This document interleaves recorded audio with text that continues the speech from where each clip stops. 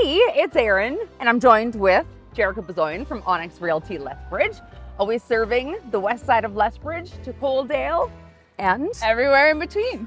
That's right. So I thought we'd just have a little chit chat today about some homebuyer tips, first-time homebuyer tips, but really quite universal, I think, whether it's your first home, second home, third home.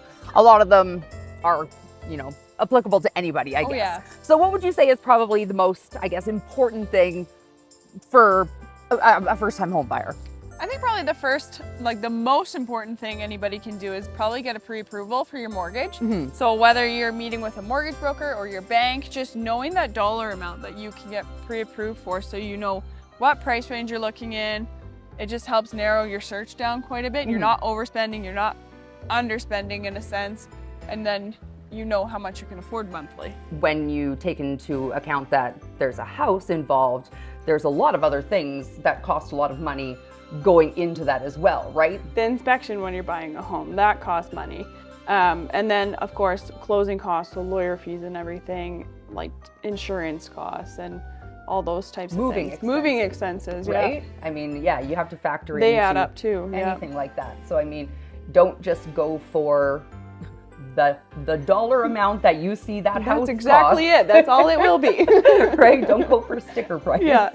So on the note of a home inspection, that is something that's probably pretty important, right? Yeah, I think so. So like, whether it's a brand new house, especially in Lethbridge, we have a lot of kind of older houses around here. Yep. But even sometimes brand new houses, there's things that pop up and they're just able to search the house a little better, like go over it with a fine-tooth comb and find things that you can't see when you're just doing a basic walkthrough of a house. Okay. Like I'd imagine you being a realtor, you've probably got a pretty good bead on things now, but you can only see certain things, right? You Yeah. don't see through walls. Yeah, exactly. And we, like, sometimes when they open up the attic, you can see how much insulation is in there, and we're not technically allowed to test appliances during showings because what if something leaks everywhere? Then we're held responsible. So Oh, yeah. there's the odd thing that they can do. They have insurance that covers it, and it just helps make sure everything is functioning. Mm-hmm. It kind of helps teach you a little bit about your house that you're buying too, because they walk through all the systems with you. Yep. And I think that's really Yes. important. We had a lot of things on our list that were like, we need to have this.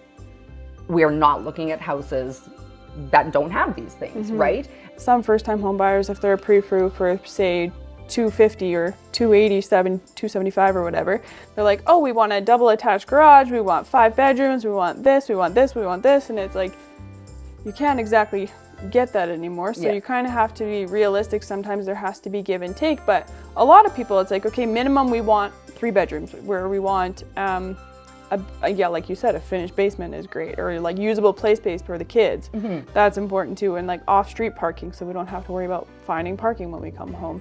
I think a lot of things are easily attainable, Yeah. but just within reason. And now. I know it was a super hot summer, and not just temperature-wise, but housing market-wise, I feel like I've actually learned quite a bit from you this year. Yeah, actually, it's still pretty busy, especially in like the 200 to 300, kind of under 400 price range, I guess. If they're going fast, I've been in a few competing offer situations in the last couple weeks, and you don't think that you would be, but it's still happening. Mm-hmm. So you still have to have your finger on the pulse, like seeing the new listings coming up and being ready to jump on it, which is also why your pre-approval is very important, because without that pre-approval, you can't write an offer. You can't get that house that you just fell in love with. So. Okay, so then if people are, looking to come this way and they are looking to come into Lethbridge and, well, you don't want to just be, I guess, doing it on your own. I mean, you can, but what's then the doing it on your own versus doing it with a realtor?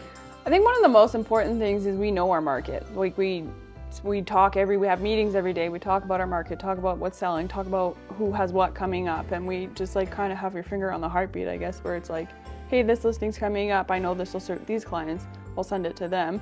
And I think an important thing too is we have access to all the stats. So if one of my clients wants to buy a house, say in Copperwood, for example, and they're like, hey, what do you think about this house? And I look up all the stats and I'm like, well, 2 months ago, 4 houses almost the exact same sold for 50 grand less than this house. I think you should either go in with an offer priced accordingly or find something else if they're not going to budge.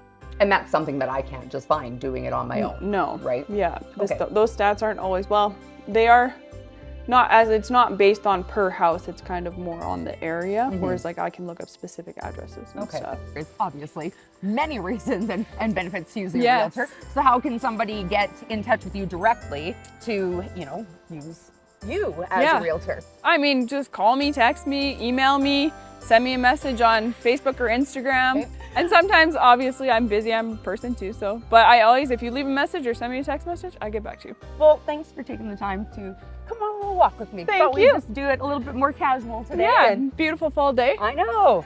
Let's do a high five just because. Remember, Because we can. That was a good one. Thanks, Jericka. thank you.